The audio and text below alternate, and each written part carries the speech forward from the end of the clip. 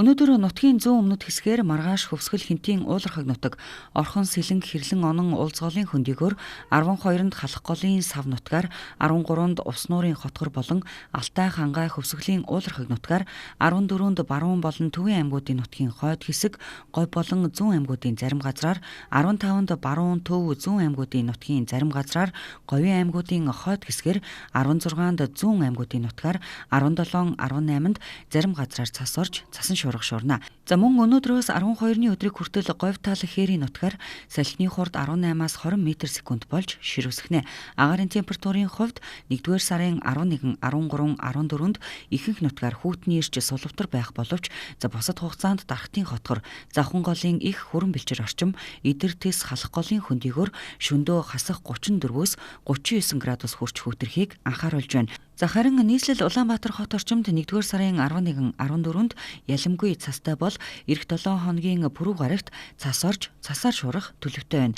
Ерөнхийдөө эх 7 хоногийн сүүлээр нийслэлд хүүтний ирж эрс чангарч хасах 28-аас 35 градус хүрэхнэ. Хэдийгээр хүүтний ирж чангарч байгаач хөвсгөл нуур зэрэг зарим томоохон гол нууруудын мэс зарим хэсгээрээ гүйцэд хөлдөөгүй байгаа учраас эргээд жолооч та бүхнийг цасан шуурхтай үеэр зам даваа хаагдахаас баталгаагүй зам даваагаар мөн зам товчлох зорилгоор гол нууруудын мөсөн дээгүүр зорчихгүй байхыг сэрэмжлүүлж байна. Хол замд гарахдаа түлш шатгуунаа хангалттай авах онцын шаардлагагүй бол үзэгдэх орчин хязгаарлагдмал шөнийн цагаар холын замд гарахгүй байх, замын хөдөлгөөнд оролцохдоо холын гэрлээ шилжүүлэх, нойр дутуу, ядарсан мөн согтууруулах хундаа хэрэгэлсэн үедээ жолоо барихгүй байх зэргээр өөрөөс шалтгааллах зүйлсээр аюулгүй байдлаа хангахыг тээврийн цагдаагийн албанаас зөвлөж байна. За манай цагур орчин шинжилгээний газраас өнгөрсөн он буюу 2025 оны 12 дугаар сарын мэдээг хүйтний удирдлагын тойм хэлбэрээр бол гаргасан. За энэ хүү мэдээнд 2024 оны 12 дугаар сарын яг тухайн үе шаттай бол харьцуулан гаргадаг. За энэ хүү мэдээнд бол агарт байх төгмөл 6 бохирдуулагч хүртлэг азотын давхар эсэл PM10 тоосонцор 2.5 тоосонцор нүрс төрөгчийн дутуу эсэл озон гэсэн 6 битсийг үл ерөөхдөө гаргадаг.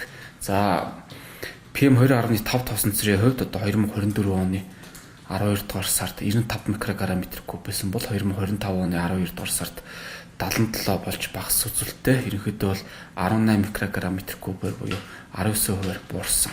За PM10 тоосонцрын хувьд бол 2024 оны 12 дугаар сард 130 микрограмм/куб байсан бол 2025 оны 12 дугаар сард 105 болж багас үзүүлэлттэй ерөнхийдөө 25 микрограмм/куб буюу мөн 19% буурсан үзүүлэлттэй. За хүртлэгийн хувьд бол ерөнхийдөө бас нэлээдгүй хувиар буурсан үзүүлэлт гарсан. За 2024 оны 12 дугаар сард 108 микрограмм/куб байсан бол 2025 оны 12 дугаар сард 46 болж 62 микрограмм/куб буюу хувиар авч үзэх юм бол 57% буурсан үзүүлэлт бол гарсан. За азотын давхар эслийн хувьд бол 2024 оны 12 дугаар сард 54 микрограмм/куб байсан бол 2025 оны 12 дугаар сард 58 буюу ерөнхийдөө бол ойролцоо төвшөнд бол ингэж тус гарлаа. За ерөнхийдөө бол хөвчилж авч үзэхэд за 19-оос за 57% бол ерөнхийдөө бол буурсан үзүүлэлт бол ингэж харагдаж байна. За мөн манай байгууллага энэхүү тоон статистик мэдээлэлээс гадна бол агаарын чанарын индекс хэлбэрээр ерөнхийдөө бол агаарын чанарын хяналт шинжилгээний станц болгоноор бол гаргадаг. За нийт 19 агаарын чанарын хяналт шинжилгээний автомат станц 24 цагийн туршилт бол тасралтгүйгээр хэмжилт хийж дүү мэдээг бол агаарын чанарын индекс хэлбэрээр бол мэдээлдэг.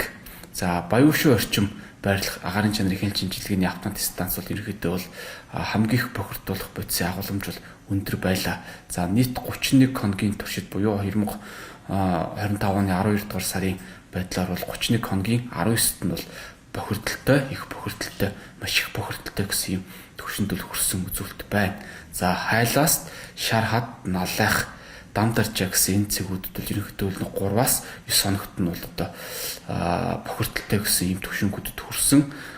Бусад 1-р хороолол Зуайл, Зурагт, за Таван буудал, 13 дугаар хороол Баруун дөрвөн зам цахилгаан станц Мишель Экспо зайсан урах наран хороол Ярам гэсэн энэ агаарын чанарын станцуудад бол ерөнхийдөө бол бага бохирдолтой гэсэн төвшөнд бол ихэнх нь байсан. За нисэх орчин байрлах агаарын чанарын хяналт шинжилгээний станцд бол ерөнхийдөө цэвэр болон хэвийн гэсэн ийм төвшөнд бол байлаа.